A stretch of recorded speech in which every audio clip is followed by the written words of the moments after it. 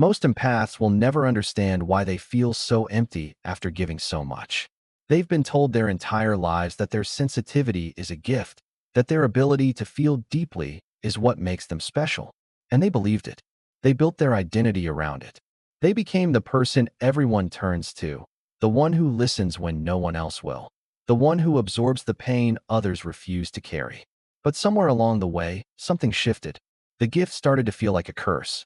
The sensitivity that once connected them to others now leaves them isolated, drained, carrying weights that were never theirs to hold. There's a final stage of empathic evolution that only 1% ever reach. It's called the Sofia stage. Not because it's reserved for the extraordinary, but because most empaths are trapped in a pattern they can't see. They mistake their emotional exhaustion for purpose. They confuse their ability to absorb with their ability to transform. And so they remain stuck, cycling through the same relationships, the same disappointments, the same quiet desperation of wondering why no one ever gives back what they so freely offer. You know this feeling. You've lived it.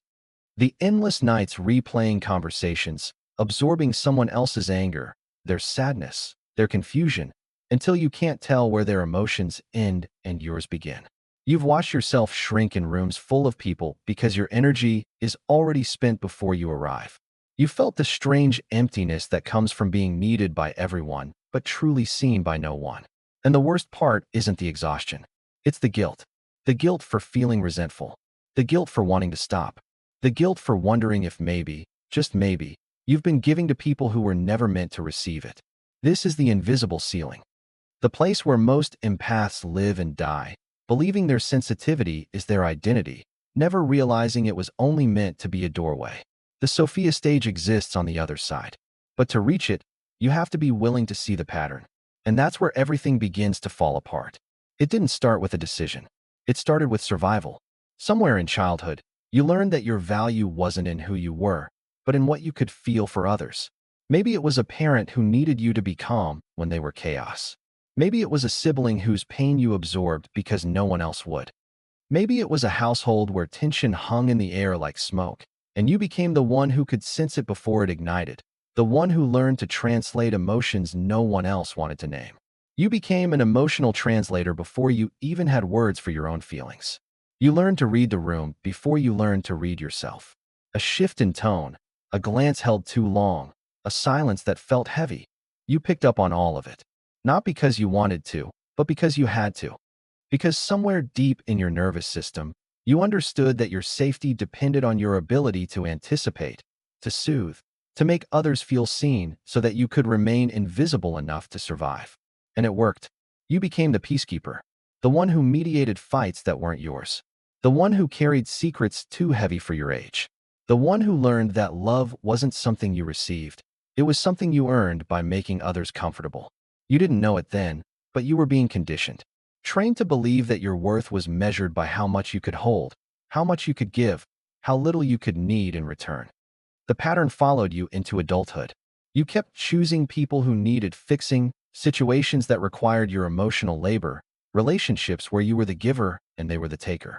And you told yourself it was connection. You told yourself it was love. But underneath, there was always that same quiet desperation. The need to be needed. The fear that if you stopped giving, you would stop matching. So you gave. You gave until you were hollow. You showed up for everyone else's birthdays, their crises, their late-night breakdowns, their moments of doubt. You listened when no one listened to you. You remembered details about their lives while they forgot entire chapters of yours. You became the person people called when they needed something, and the person they overlooked when they didn't. And now you're here, surrounded by people, yet profoundly alone. Loved for what you give, but never for who you are. Because who you are has been buried under years of prioritizing everyone else's comfort over your own truth. You've spent so long reading other people's emotions that you've forgotten how to read your own. You've spent so long being the emotional support system that you don't even know what it feels like to be supported. The cruel irony is that the very thing that made you valuable to others is the thing that made you invisible to yourself. Your sensitivity wasn't nurtured, it was weaponized. It was turned into a tool for everyone else's comfort while your own needs went unmet, unspoken, unseen. You learned to feel for others, but never with yourself. You learned to carry their pain, but never to honor your own. This is the original wound. The place where the empath was born not from strength, but from necessity. Not from love, but from lack. And until you see it, until you understand how deep the conditioning goes, you'll keep repeating the same pattern. You'll keep giving to people who were never meant to receive. You'll keep waiting for someone to finally see you the way you've always seen them. And you'll keep wondering why, no matter how much you give, it never feels like enough. What you've been calling connection isn't connection at all. It's emotional labor dressed up as intimacy. It's absorption disguised as understanding. And it's been keeping you trapped in a cycle you mistake for purpose. Here's the truth most empaths never hear. You don't just feel what others feel. You take it on. You absorb their emotional state as if it were your own, and your nervous system doesn't know the difference. Hughes calls this unconscious emotional contagion. It's not empathy in the truest sense. It's a survival mechanism you developed so early that you can't remember a time before it existed. You learned to become what others needed so you could predict them, manage them, keep yourself safe in their chaos. But you've been told it's a gift. You've been told it makes you special, deeply connected, more evolved than those who can't feel what you feel. So you leaned into it. You made it your identity. And now you're stuck in stage one, the absorber. The person who walks into a room and immediately takes on the emotional temperature of everyone in it. The person who can't tell where their anxiety ends and someone else's begins. The person who leaves every interaction feeling like they've been hollowed out, drained, carrying feelings that were never theirs to hold. Some empaths evolve to stage two, the healer. They convince themselves that if they just give enough, love enough, understand enough, they can fix the people around them. They become emotional paramedics, rushing to every crisis, every breakdown, every person who refuses to do their own work. And they call it compassion. They call it deep connection. But it's not. It's reactivity. It's the compulsive need to absorb and alleviate, to take on pain so others don't have to feel it. And it never works. Because the people who drain you aren't looking to heal. They're looking for someone to carry what they want. This is the trap. You've confused emotional enmeshment with intimacy. You've mistaken one-sided labor for mutual connection. You've built relationships where you're the perpetual giver, the eternal understander, the one who bends and adapts and absorbs while they remain rigid, unaware, unchanged. And you've told yourself this is what it means to be empathic. This is what it means to care. But underneath the performance, there's exhaustion. A bone-deep fatigue that no amount of rest can touch. There's resentment, too. The kind you feel guilty for feeling because you're supposed to be the understanding one, the compassionate one, the one who never asks for anything in return. You resent the people who take and never think to give back. You resent yourself for allowing it. You resent the fact that you can't seem to stop, even when you know it's destroying you.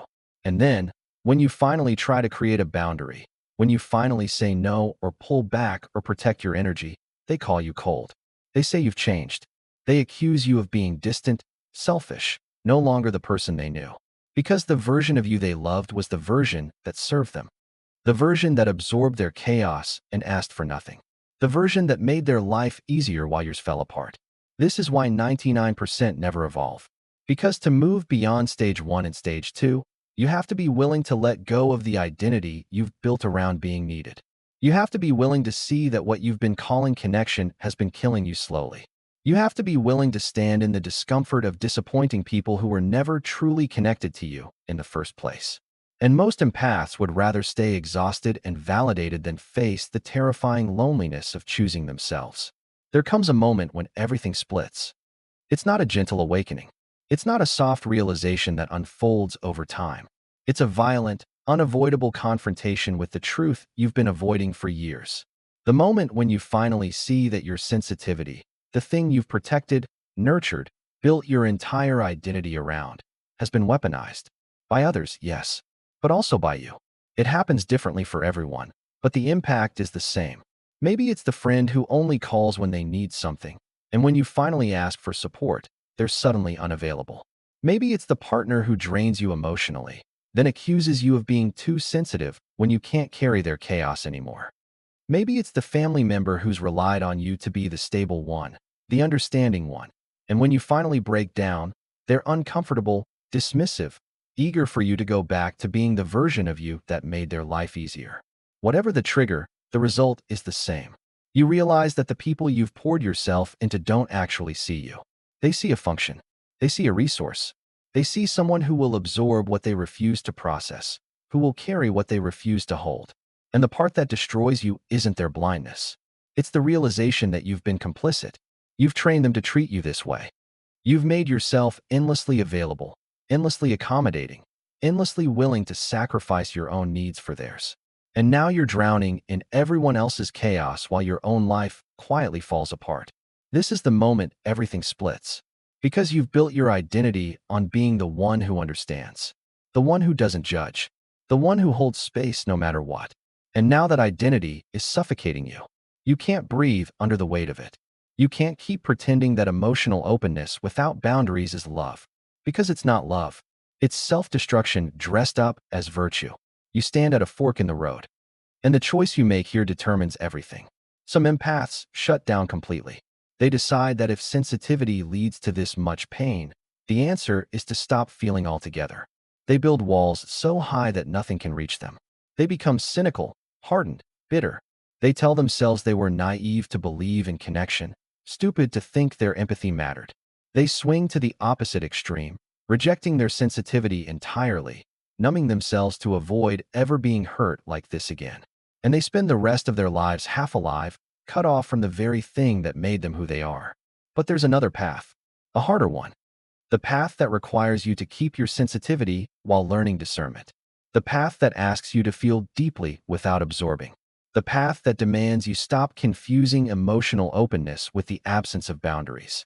This path doesn't offer comfort. It offers evolution. But to walk it, you have to be willing to lose people. You have to be willing to disappoint the ones who needed you to stay small. You have to be willing to stand in the unbearable discomfort of no longer being the person everyone can rely on while you figure out who you are when you're not performing empathy for an audience.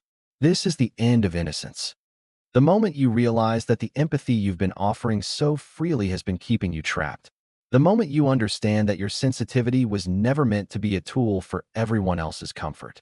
It was meant to guide you toward your own truth. But you've been so busy feeling for others that you forgot to feel for yourself. The question now is simple, but the answer will cost you everything you thought you knew. Do you shut down and protect yourself by becoming numb? Or do you evolve and protect yourself by becoming sovereign? Most empaths can't handle the weight of that question. They retreat into what's familiar, even if it's destroying them. But the ones who choose evolution, the ones who are willing to walk through the fire of their own transformation, they're the ones who have a chance at reaching the Sofia stage. The split has happened. And there's no going back to who you were before. The rewiring doesn't feel like growth. It feels like betrayal. Like you're violating something sacred at the core of who you are. Because for your entire life, you've believed that to be empathic means to absorb, to merge, to become what others are feeling. And now you're learning to do the opposite. To observe emotion without becoming it. To witness pain without carrying it. To feel deeply while remaining separate. It goes against everything you've known. Every instinct screams that you're doing it wrong, that you're being cold, that you're abandoning the very thing that made you valuable. But this is the shift that separates the 1% from the 99. This is where most empaths turn back, convinced that discernment is the same as detachment, that boundaries are the same as walls, that protecting their energy means shutting their heart. The old empath feels everyone's pain and calls it connection. They walk into a room and immediately become the emotional temperature of that space. Someone is anxious, so they become anxious. Someone is angry, so they absorb that anger and spend the next 3 hours trying to process feelings that were never theirs. They leave every interaction depleted, confused, carrying weights they didn't choose. And they've told themselves this is what it means to care. The evolving empath does something different. They recognize the pain. They see it clearly, perhaps even more clearly than before. But they don't take it on. They don't merge with it. They hold space without collapsing into the emotional state of the other person. They remain sovereign. And this feels unnatural at first. It feels like they're doing something wrong, like they're withholding love, like they're becoming the kind of person they once judged. But they're not becoming cold. They're becoming whole. The discomfort doesn't come from the practice itself. It comes from the reactions of everyone around them.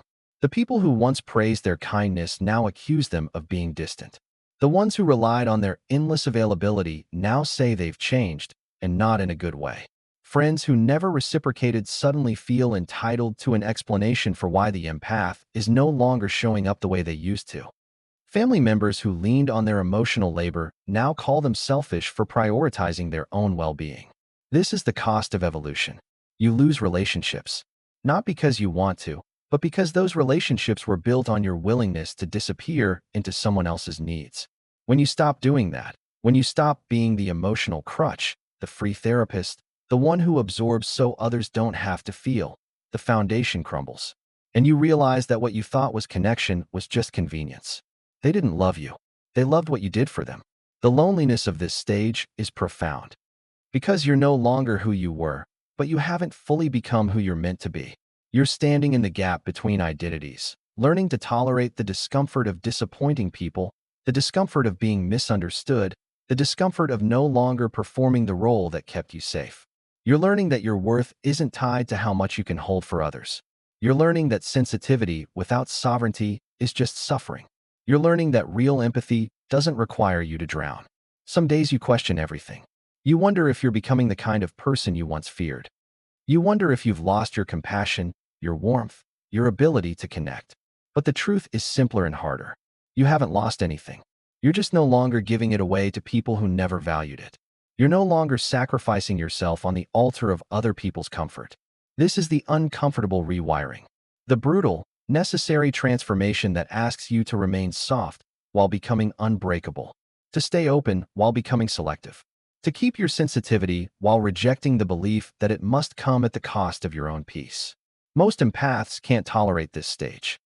They retreat back into the familiar pattern of absorption because the discomfort of evolution feels worse than the exhaustion of staying stuck.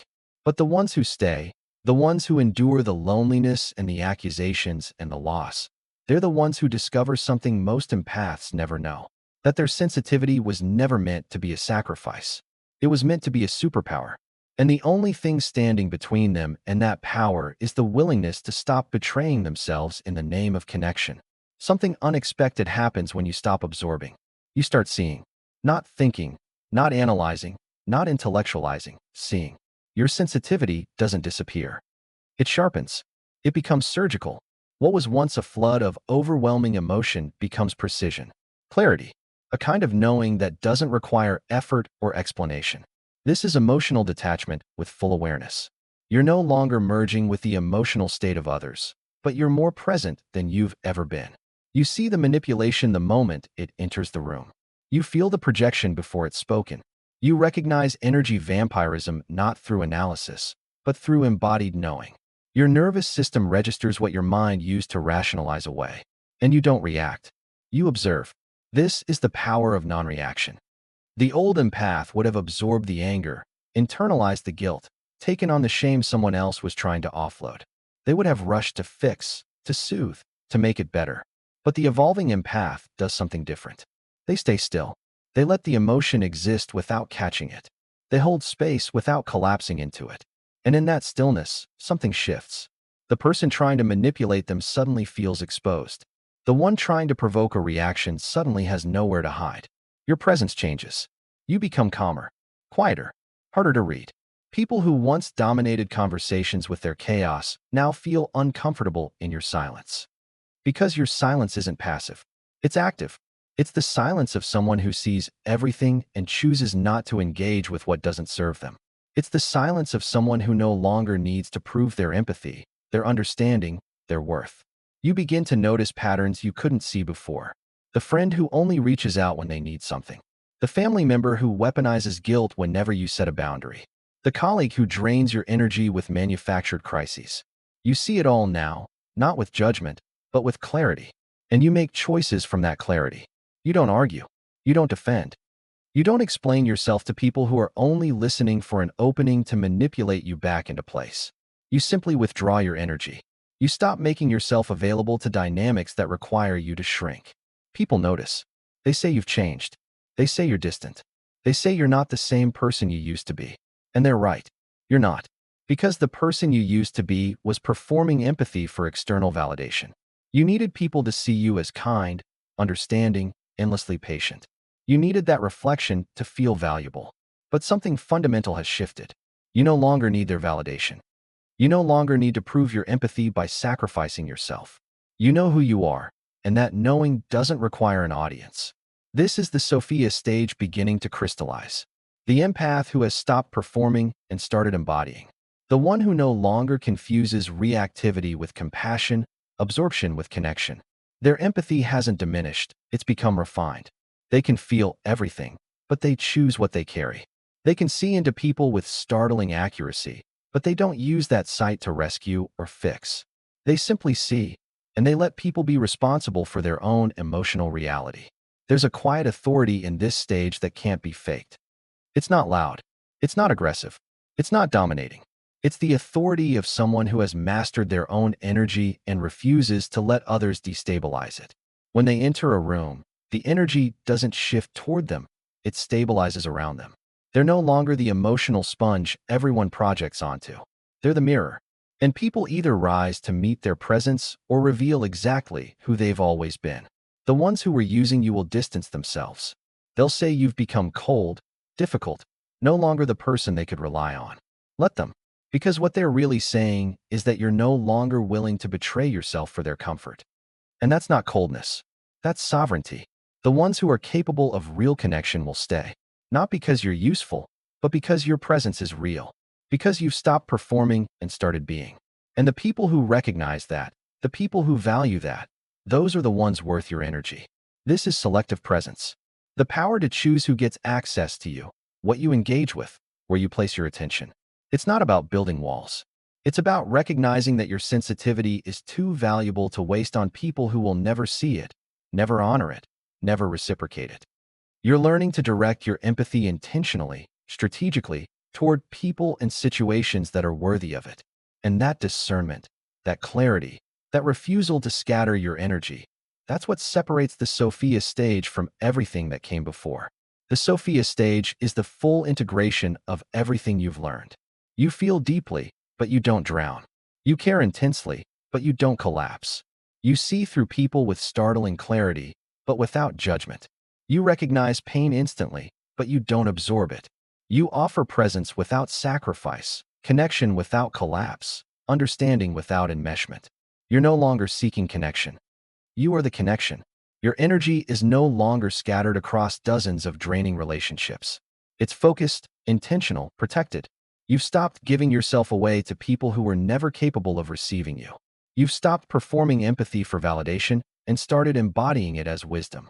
This is mastery, calm in chaos, unbothered by manipulation, unmoved by guilt, profoundly free. You understand now that true empathy was never about feeling for someone. It was about holding space with them while remaining sovereign. You no longer lose yourself in others. You remain whole, present, unshakable. This is Sophia, the empath who has transcended the need to prove anything, who moves through the world with quiet authority, who knows exactly what deserves their energy and what doesn't. You've become what only 1% ever reach, an empath who is finally free. Here's the truth they'll never tell you. The reason 99% never reach Sophia isn't lack of ability. It's unwillingness to let go of the identity that kept them safe. Most empaths would rather stay exhausted and understood than face the isolation of transformation. They'd rather be needed than be free. They'd rather perform empathy for people who will never see them than stand in the uncomfortable truth of their own sovereignty. Reaching Sophia means accepting that you'll be misunderstood by those who needed you to stay small. It means choosing yourself even when it costs you relationships.